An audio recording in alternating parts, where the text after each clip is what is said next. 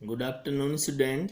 आज हम एक ऐसी प्रॉब्लम को ले रहे हैं जो बहुत सारे बच्चों को और जितने भी कॉमर्स के पढ़ने वाले बच्चे हैं उनके मन में एक क्वेश्चन आता है कि प्रॉफिट एंड लॉस अकाउंट को प्रॉफिट एंड लॉस अकाउंट क्यों बोला जाता है। तो क्वेश्चन और समस्या आपकी जायज़ है। जब फॉर एग्जांपल हम बोलते हैं राम एंड सीता, तो राम और सीता दोनों को बुलाया जाता है और प्रॉफिट एंड लॉस अकाउंट में दोनों क्यों नहीं निकलते एक साथ। या तो रिजल्ट आता है प्रॉफिट और या रिजल्ट आता है लॉस। और ये एक आपको बहुत सारा मतलब सभी को एक क्रिएट होता है, हर किसी के माइंड में आता है कि profit and loss accounts, result profit और लॉस। सो मैं आपको बता दूं, the name of statement is not based on and result but it is the result on recording transaction during the year in profit and loss account under that year things firstly we think for example देखिएगा trading accounts हमने ऊपर prepare किया है profit and loss के ऊपर।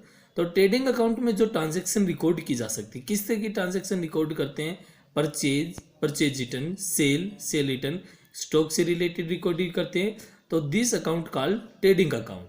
सो profit and loss accounts recorded कैसे आता है, प्रॉफिट्स और लॉस निकालेंगे, कैसे निकालेंगे। It is the excess of income over expenditure. If income excess our expenditure, the result is plus called profit.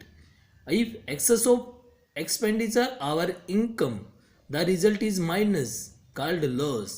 So we cannot consider one factor, income or expenditure. We take both factor, income or expenditure, the result of profit and loss account concluding profit or loss, that both considering factor income and expenditure. तो it is called income and expenditure account or profit and loss account. तो hope this problem will solve. They called profit and loss account profit and loss and not based on the end of result. It is the based on transaction record in accounts during the year. Thank you। और इसी तरह की आपको बहुत सारी video लेकर आएंगे ताकि आपकी प्रॉब्लम क्वेरी सोल्व हो जाए।